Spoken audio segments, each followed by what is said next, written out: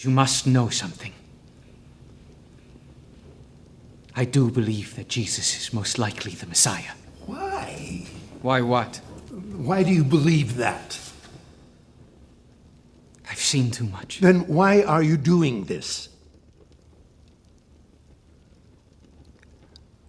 I suppose I have not seen enough.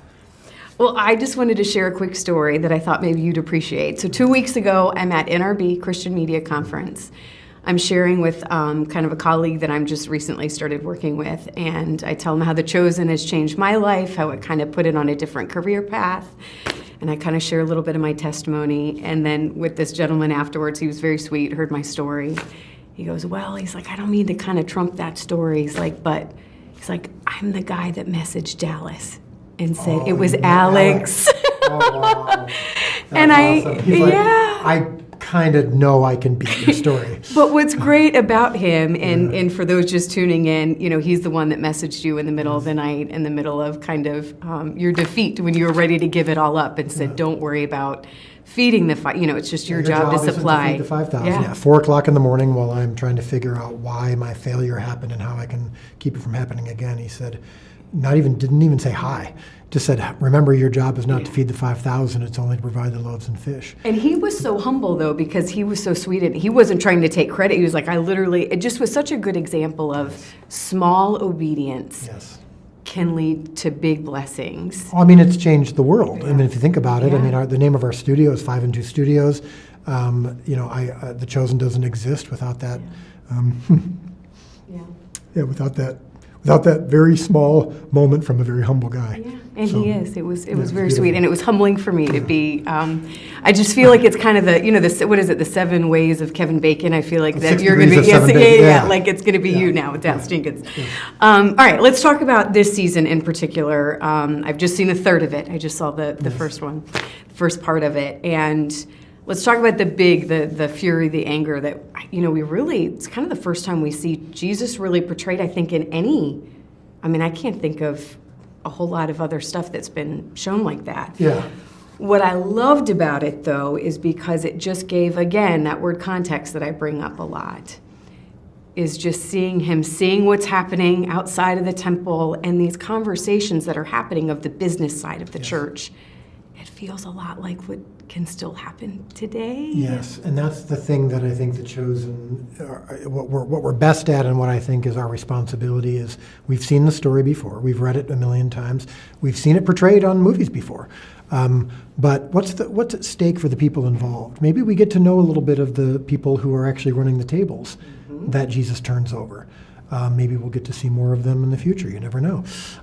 Maybe we need to understand the Jewish context more. So the Gentiles, when they come to talk to Andrew and Philip and Tamar, and are asking questions, and they're getting a lesson. We're, as the viewers, getting a lesson on what these sacrifices are supposed to be, and what is the context behind what Jesus does and why it's so impactful. And then, yes, even his followers. What does it mean for them?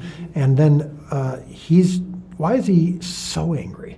Well, it's not just because he's ticked off that a temple is being bastardized and corrupted. It's his Father's house. This is personal for him, too, and I think that adds some weight to it. And speaking of that real quickly, too, I just love that you explained, I just assume this was you and the writers, of explaining what atonement is. Right. I feel like, it's brief, but it's simple enough and to the point where I don't know if churches, we talk, that's a big part of what the Old Testament is. Yes. Yes. And if you don't understand atonement, it makes it hard to understand what Jesus does. Well, that's especially true because it's easy to look at the marketplace and the sacrifices and go, this all just feels unnecessary and like it's business and whatnot. Well, yes, they had misused it, but the concept of sacrifice for your sins, the concept of there needs to be a penalty. God actually gave us a gift in not requiring that we die for this, but that we can sacrifice something else for it. As atonement is actually a beautiful picture of God saying, there is a way for you to achieve forgiveness, for you to receive forgiveness for your sins, both in our practice, but then now what ultimately happens later, the ultimate atonement.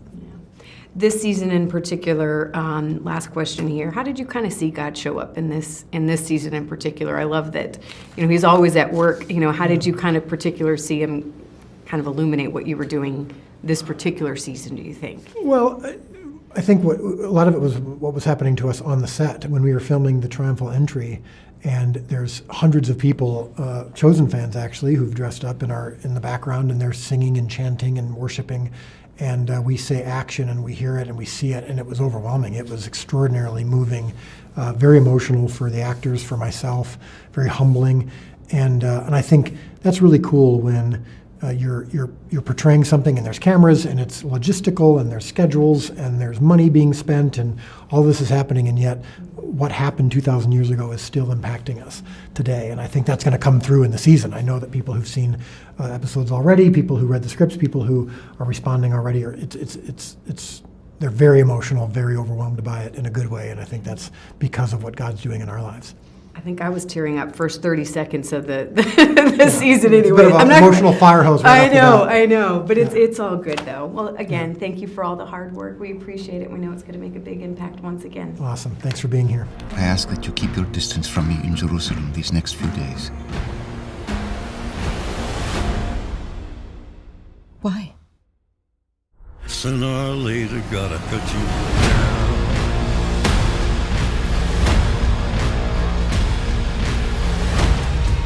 You serpents!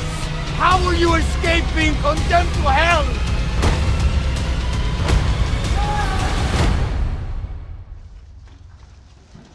What have you done? Sooner or later, gotta cut you down.